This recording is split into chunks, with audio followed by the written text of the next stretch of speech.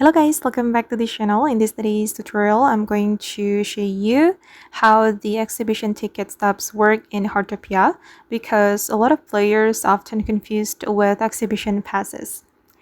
Okay, first, exhibition ticket stubs are not used to pull on the gilded acorn exhibition banners.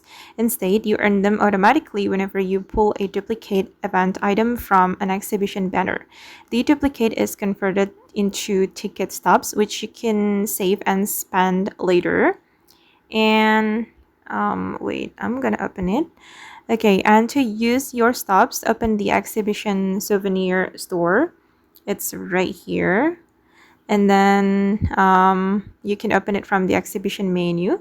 There you can exchange them for special items, alternate colors versions, and other event rewards. And this is my balance right now, and I can use them right here in the exchange store.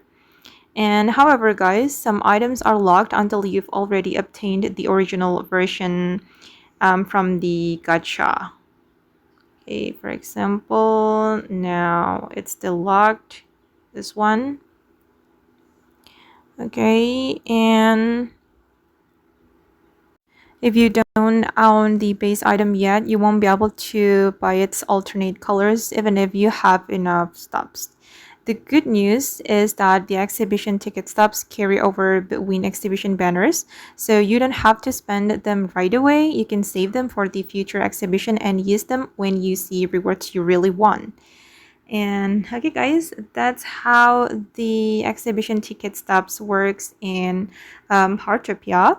I hope this video will be useful for you guys. Thank you so much for watching, and bye.